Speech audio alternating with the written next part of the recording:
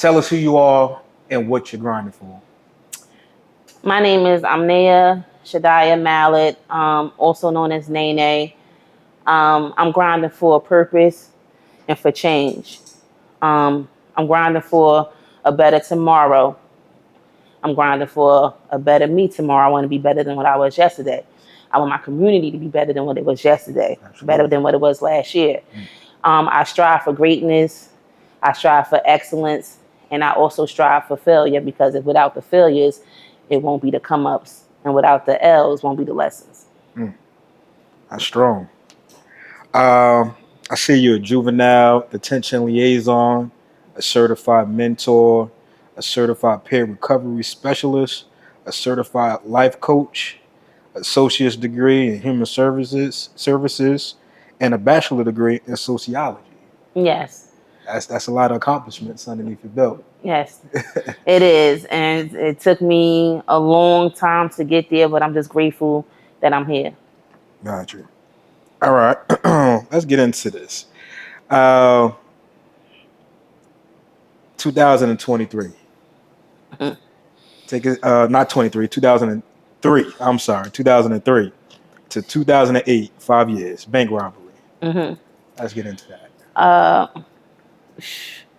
At that time, I was addicted to phencyclidine, also known as PCP, dust, angel dust, wet leak. There's a lot of street names for it, but I was addicted to that drug for quite some time. I stayed away from the white substances because my mother, both sets of my parents, my biological parents and my adopted parents, both did cocaine and heroin. My biological mother and father, my adopted father, was both, all three of them was intravenous drug users. So therefore, in coming up in the game, I already knew I sell it, but I ain't doing it because I already seen where it led them to. So, PCP was my drug of choice. So it was a point in time, like my adopted mother died January 6, 2004. So that took a real toll on me. So therefore, I started bruising it more. My biological father died December 16, 2003. So I lost my biological father, whom I never had a real relationship with. And I lost my adopted mother, who was my mother, who I had a strong relationship with, even though, I put her through certain things, but she always knew the love was real. So therefore, I started using, PCP to escape a lot of my pain. Like it numbed me. I was in domestic violence relationship as a teenager. I was molested at the age of 11, 12. So it used to make me not feel anything. Like I wasn't facing reality. It was like, reality to me was like looking through a shattered glass, not a glass that's unshattered. So make a long story short, the dip was telling me like, you aged bin Laden. And I was like, what? So, I had wrote a note, don't look scared, don't look nervous. If you press the silent alarm, the bank gonna blow up. Sincerely, Asia bin Laden, Osama's daughter. And I took that note on a bank robbery spree. Oh, wow. So you said a spree. How many banks did you... Undisclosed. I did my time already, so I'll just leave it as that. I respect that. Yeah. I respect that. So you did 5 years. So could you explain how you get caught? I actually was sentenced for 2 5 with 85s, but I got caught by someone who I thought was a friend. Okay. Who was living with me at the time until me and her had a fight. And she kept telling me, like, you're going to jail, you're going to jail. I thought she was saying I was going to jail because I stabbed her, because she tried to stab me. But I ended up stabbing her with what she was trying to stab me with. I need the real quick, the bottle fell, I grabbed it, and I did what I had to do to protect myself. But in the meantime, between time, I really thought she was a friend. And that's what bothered me the most, because I'm real loyal when it comes to friendships, when it comes to relationships, sisterships, cousinships, whatever situationship, whatever I'm in, I put 100 in it, and I gave you a place to stay. You older than me. I changed your whole wardrobe up. You was a hustler, but I was a hustler, a female hustler with like 8 R's at the end, because I had different hustles. Credit cards, checks, hustling, drugs, boost, and I had a lot different hustles going on, different avenues of where I got money. So anyway, me and her ended up having a fight because she ended up wearing my clothes and took my car. We had a fight. She took the note, and I never knew she even found the note. Right. Because you know how you ball a piece of paper up and you throw it in a wastebasket on some like basketball shit. Like, Right. But anyway, I was high. I thought it went in the wastebasket, but it didn't go. And all along, behold, she had held this note, and she had turned it into her uncle, who was a detective from Erie Street at that time. And that's how I ended up getting caught. I was coming from Adult Day Learning Center, April 21st, I never forget. And I turned the car, because I was living on Grant, between Bergen and Jackson, but I was living closer to Grant, closer to Bergen. And when I turned the car, I saw the helicopters. They had the Patty Mobile with the police. They had the shields, the shields on. They had that gear on. So I'm like, damn. They ran down on somebody shit. I'm thinking it's a raid or whatever. And lo and behold, they was for me. They had the rifles to my car, like, get out the car with your hands up. So mind you, I'm high. By the time I got to, as I'm driving from SIP, I probably was like on Lexington and Bergen, passing that way. I had a clinch in my ashtray called the beef and broccoli. It was the red line mixed with the dust. Okay. So I lit my blunt. I'm smoking, jamming to my little cassette tape, mix tape. And when I turned that corner, I'm like, and when they had them guns out, never expected it was you. I never in a million years expected that they was for me. Right. But luckily I was high at the time, because if I was sober, I don't know what I probably would have had a heart attack or something. So I got out the car, and I remember I supposed to have an energy check coming. So I'm like, can I check my mailbox at least? And he's like, you don't need to worry about checking your mailbox. You ain't gonna be able to check mailbox for a very long time, Asia Bin Laden. And I was like, what? Who was that? And next thing you know, I signed the consent form for them to search my house, because I already knew there wasn't nothing in there. Right. I don't never leave nothing where I rest my head at. Right. That's law. So they searched it, they ain't find them, but they still took me. And I sat in the county for 18 months before I pled guilty to it. And they gave me 2 robbery charges in the second degree, 2 files of the 85, running concurrent. So I only had to do 1, but I turned the 5 of the 85 to a whole 5-year sentence because of me fighting and getting busy down Clinton and going to Asad and Trenton State Prison. So, wow. Where were you at mentally? I know you said that you were doing drugs, but you had it was a point in time when you wasn't high. So where were you mentally when you was doing these robberies? Every robbery I did, I was high. Oh, okay. I had it. Like, the nigga I was fucking with at the time he used to call it the ooey. He had the dust in a little manila envelope and shit. So I was fucking with the nigga who had it. So I was smoking it for breakfast, lunch, and dinner. Before I go do what I do, I roll up, smoke it, and just go on a mission.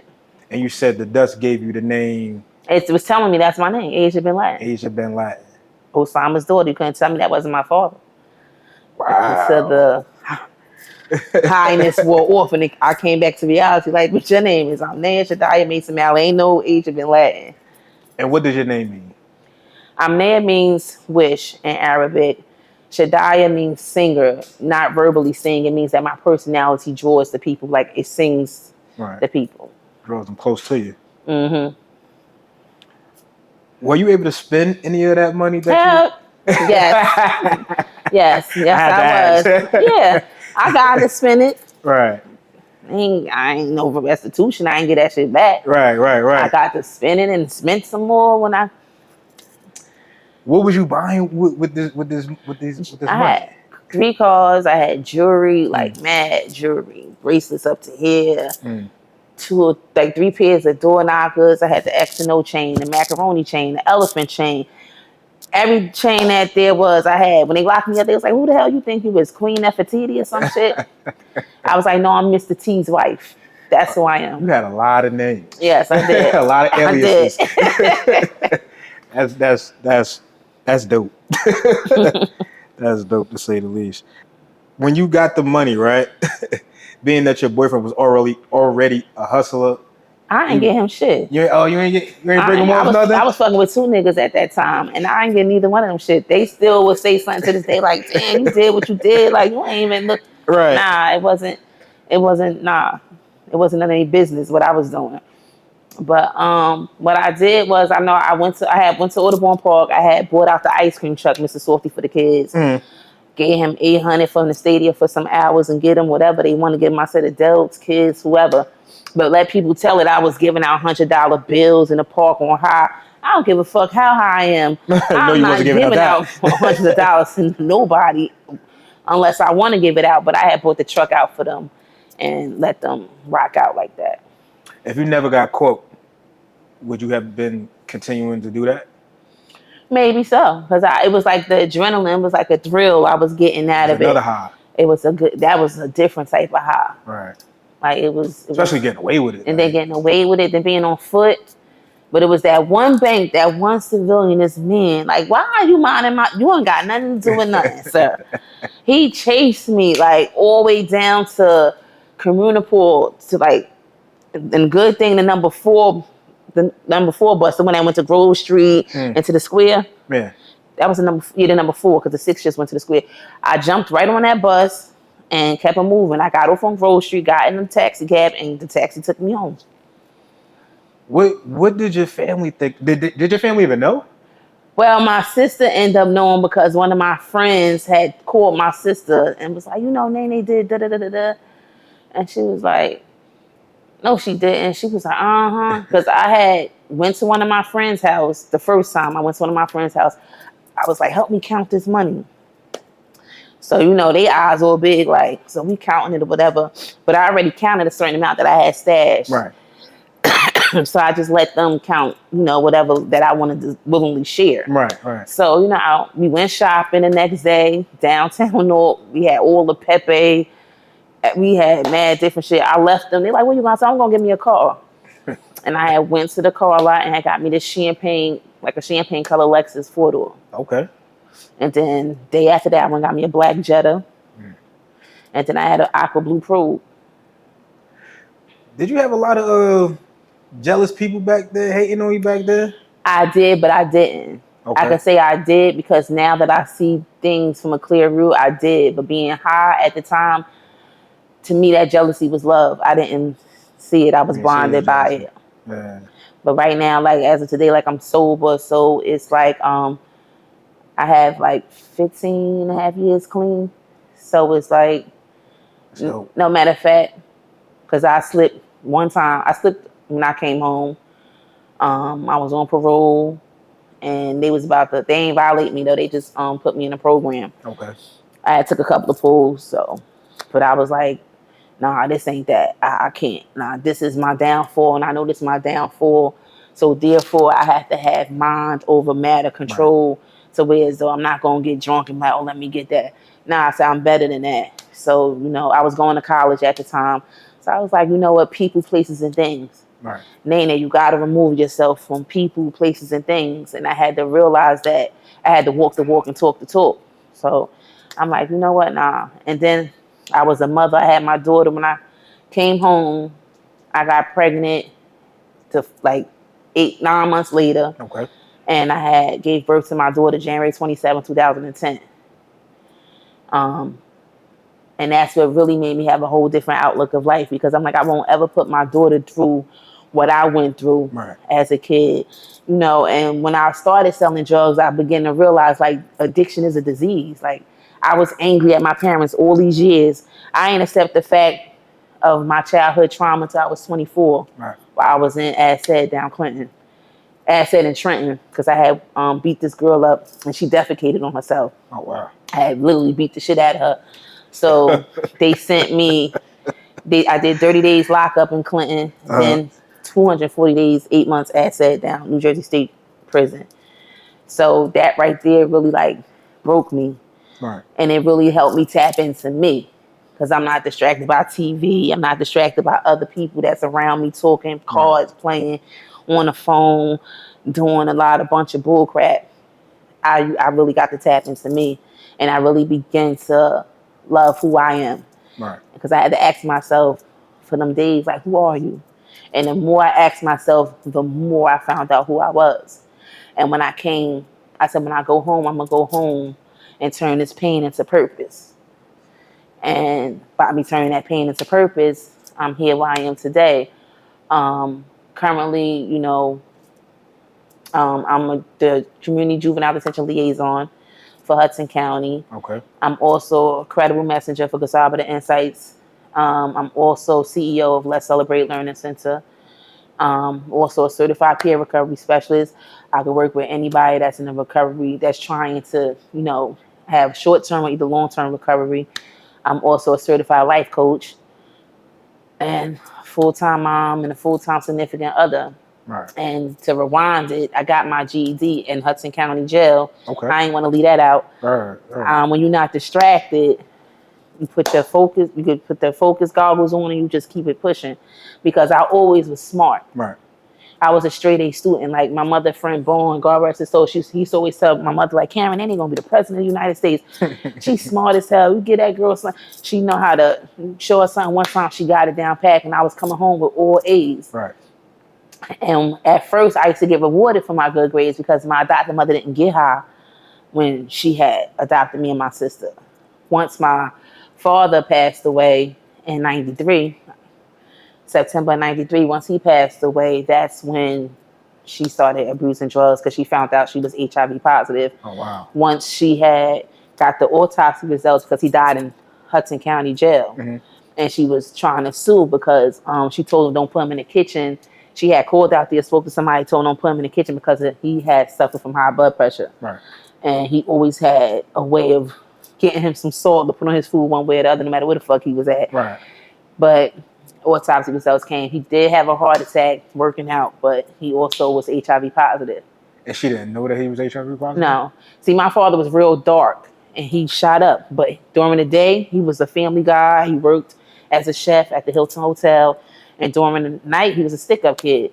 Big Mallard. Everybody was like, oh, everybody knew, like, Big Mallard come put your shit up. Right. Bare hand, choke you, knock you out, whatever. He ain't need no gun. Real life Debo. Real life Debo. And then when he passed away, it's like everything went downhill. We had the leather bombers, we had the furs, we had the leather boots, we had everything. Even though we was living in projects, if you came into my mother's house, you would never knew we lived in a project because how nice she had that shit set up. Pink and gray. Everything was pink and gray. So when it comes to people be like, oh, it's a difference with being raised off of love and survival. I said, but what is the difference when you raised off of both? Right. Because at one point in time, I was raised off of love. I know what love feel like when you have somebody to love you as a mother, as a father. But then what happens to when you go to sleep with everything and wake up with nothing? So now that puts you in survival mode. Right. So now I got to use my school smarts and put into the streets. And with my school smarts and my street smarts, once I put that shit together, I was dangerous. It was like you couldn't come up, you couldn't get over me really with shit. Yeah. So that's why a lot of my relationships didn't last when I was fucking with street niggas because nigga, you ain't breaking day coming in here and you got 38,000 in pocket, nigga. You better go back outside, wherever you trick that money off at, and go find it or go be with whoever because this not that. Right. And as a female, we all, even males, like everybody played the fool for love at one point in time because you give love, you want that love to be reciprocated, you want that love back. Right. Especially when you think it's genuine. I mean, especially when you think it's genuine. But it's sometimes I had build-to-bear men where I taught them how to read, spell, write, bag up. Either I'm gonna do this resume and cover letter for you. You could go get you a job. Right. You go this 3-piece suit and these money exchange, shoot these products, go get you a job, or either gotta call my peoples up, go over Patterson, get that good connect. Right. Got the best open in the city. Here it is. Now you're bringing in something. But it was a point in time where I had to get out of that mindset. And now, today, the person who I'm with, that I've been with the past 5 years, I'm happy. Right. I'm content. Right. Like I'm at peace. It's good to have somebody to bring peace to your havoc. Right. When all you grew up, it was nothing but havoc and pain and death and trauma and this and that. Finally, to have somebody that went through similarities of pain with you, and y'all put that pain together and that make that shit electric bolt, and that shit is power. Ultimately, he had something to bring to the table. Yes. And I'm glad that he was somebody that I didn't have to. He had 2 cars. He had his own bread. He had a license. Right. He had his high school diploma. Like he had a good ass job. He had shit going for himself. Right. I didn't have to build him up. He was already built. Right. And I felt like Allah put him in my life for a reason because I feel as though he made him perfectly for me. So you was used to having nice things. Yeah. So that's why, like, when some people be like, I'll swim this, I'll swim that, like, y'all don't know the half. Right. Y'all caught me midpoint of my life. Maybe when I was running away and I was coming to lay on your couch, or I was coming to stay here, or whatever the case is. It might be days that I had to wash my underclothes and my socks out by hand. I never was a dirty bitch. Right. I always made sure I wash. Y'all can laugh for you. I'm not going outside with no dirty drawers on, washing up and then putting. Nah, I said my mother ain't raised me like that. But I'm a kick up. And as soon as I started hustling, I was kicked up and I was boosting. I was like the Coogee queen. I had every Coogee dress, every Coogee sweater. I was selling Coogees on going on Carteret like, they buying Coogees left and right. That's when men was really hustlers out there buying stuff for their side chick, their baby mother, they women. Today, they be, oh, no, I'm good. I don't need that. She good. She don't need nothing. No, I seen her in the club. She need a lot. But, I'm just glad that ain't my twist today. You passed that now. I passed that stage now, yeah. With 5 years to sit and to think about and to reflect on what you did to end you up in that situation, what type of life lessons you learned while you was incarcerated? I stopped living life with excuses and stop playing the blame game. Right. Like, our parents is here they can conceive, they have sex, they conceive. The mothers push us out naturally, C-section. After that, that's what it is. Right. At the end of the day, I never got to meet my biological grandmother, so I don't know if she was a parent. So I had to stop blaming my parents, because how can I blame them if they never was taught how to parent? Right. I'm a mother. My daughter 13. I'm still learning this motherhood, this mother thing. Right. Especially when you go through different age cycles and their attitudes change and all that, and they trying to find themselves. You have to let them be a voice too. Right. And I have explained that to people too. Like, as a parent, it's not called them being fresh. Kids have a voice too. Right. And maybe if we listen to what they have to say, and I always say it's the way you say it. And if we start listening to what they saying, because a lot of times we be crying out for help. I was crying when I was being molested. I was crying out for help. I was always getting into shit, but I wasn't getting into shit. Right. So it was like, now I'm really getting into stuff like, Mom, like, I need you. I need a hug. I need you to take me to the clinic to make sure that I'm okay. Like, this is not the sober Karen. This is the high Karen. And I know if you were sober, you would have been more in tune to what was internally going on with me and make sure that I was okay. Right. But, during her addiction, it was a lot of times like when I needed her shoulder to cry, like, I like this boy. He told me I'm ugly. He don't want me. Or I was being friends with such and such. Now they don't want to be my friends no more. What I supposed to do? Or what? So a lot of stuff I had to learn on my own. And I'd be like, damn, I went through this to get that. But at the end of the day, I don't regret or resent anything that I've been through, because it made me a real strong ass woman. Right. It made me solid. Because a lot of times when you're looking for that crowd and you're back up against that wall and it's just you, that turns you into a real strong, solid motherfucker. Right. And I'm glad, because I don't want to be codependent on nobody. Right. I want to be independent. Where everybody needs somebody, but I'm not going to be that type of person to rely on my surroundings and people that surround me for everything. Right. If I ask you a question one time, some people be busy. They can't help me out. I got that computer. Right. That's how I made myself real computer literate, because at the end of the day, it's nothing that Google can't tell me. And if Google tell me that and I feel like that's a lie, I'm going to go do some more research to really find out who archived it. Right. And read the book. Read a book. Yeah.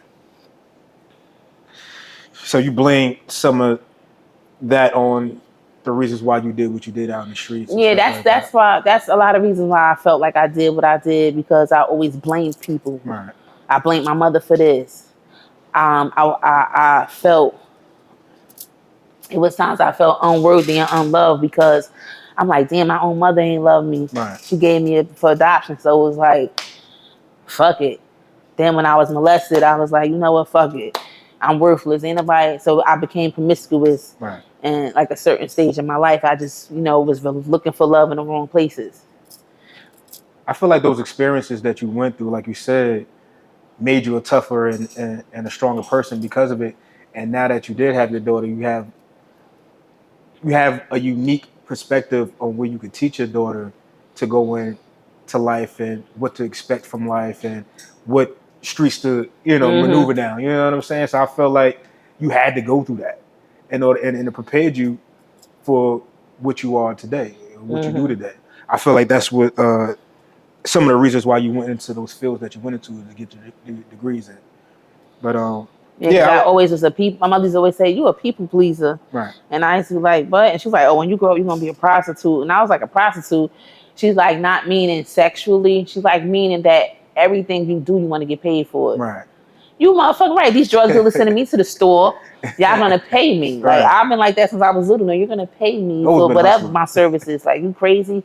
But then it was like a point in my life when I started doing things for free. Paperwork, this for this person, writing this for that person, helping this person, Section 8, this one, making phone calls, doing this and doing that because I know the feeling of not having nobody. Right. So my pleasure was coming in, me putting a smile on somebody's face was putting a smile on mine because I was going through a lot of darkness in different periods of my life. So if I make you smile today, that'll make me feel good about myself. Right. What made you choose those areas to go into to get your degrees in? Because I felt like the system felt me and my brothers and sisters coming up. Like I lost my brother Omar. He died. He was 16 in a foster home, but the lady had adopted him. Case was closed as a suicide. Detective Calvin Hart closed the case. Quick, fast, suicide. And I'm like, my brother was 4'11". Ain't no way in hell my brother hung himself in an attic closet, no chair, nothing to help pull him up. And I was like, you know what? I said, when I get older, I'm going to work in the field to where so I can be a service to help people and make sure that nobody go through what I went through, that pain that I felt as a little girl, not seeing my brother again. Wow. And where did you receive your education? I got, like I told you earlier, I got my GED with a perfect score. I got everyone right at Hudson County Correctional Facility. Then I went down Clinton and I took up some college courses. We had professors come from Union County Community College, and they came and taught us stuff like business management, marketing, things of that nature. So I just took up whatever course that they had. I obtained 26 college credits from there. Then when I came home, I enrolled in Hudson County Community College for Human Services. Gotcha. And during that time, I ended up getting pregnant with my daughter, but I didn't give up. I went through the whole pregnancy. And in the midst of that, I had got locked up. This girl lied and said I had robbed her, made up this whole story. She knew about my bank robbery charges. Right. So me and her programmed together. I was dating her kid's father, so she had made this whole thing up saying that I robbed her. So I had to post a $100,000 bill for that. I missed my midterms, but by the sake of the law, he was like, "No, you're gonna get that degree." So two of my professors let me make up my midterms, aced that, and I got my associate's degree. Nice. Then I went to Rutgers University for my BA in social work, and I had got medically dismissed because of the fact I had missed a lot of school because I had a situation with my breathing. I kept saying, I know I got asthma, but I was like, something is off. Right. So I went to the hospital. They kept saying I had pneumonia, but the antibiotics was being resistant. It wasn't helping. So they was like, no, something else is wrong. So they had did a biopsy on my lungs. And that's when I was diagnosed with sarcoidosis, stage 4 sarcoidosis of the lung in September 16, 2013. And what exactly is that? A rare disease in African Americans that's from the age of 20 to 40. Bernie Mac had sarcoidosis. I don't know what organ it was on, but that's what he passed away from. Oh, wow. So you on like a medication or something like that? So when they first gave me like all these trials of steroids, take 6, 6, 6, 6, 9, 9, 9, 5, 4, 3, 2, 1. And I was like, I started making me like real swollen in my face. And then when I did my research, I'm always researching something on the prednisone. I see if you take it for long terms, that it fucks with your kidneys, your liver, you end up on dialysis. Right.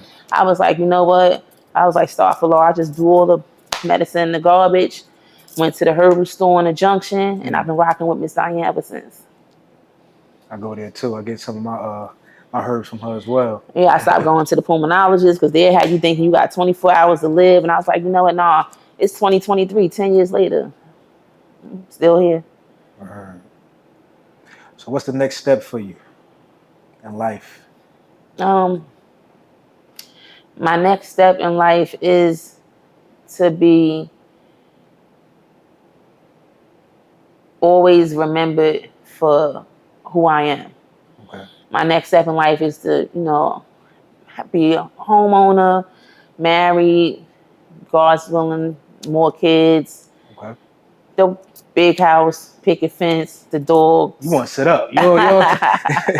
You did your job already. You want to sit up? Yeah. So basically be a big major factor to the world. Like my whole dream is like every time I go into the detention centers and I get them like program ideas and things that I want to do, they're like, Miss Mallard, that's dope.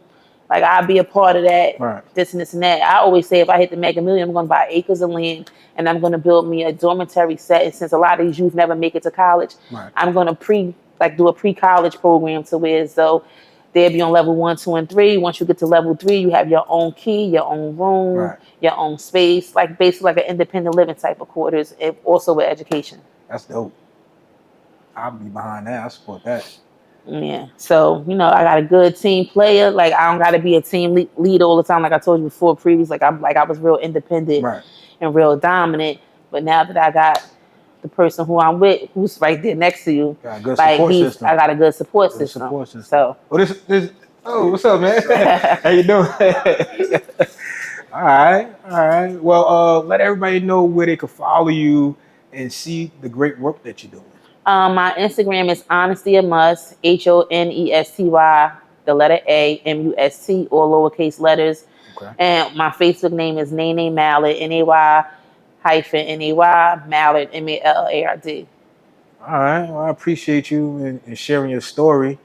Long time waiting. I couldn't wait to do this interview with you.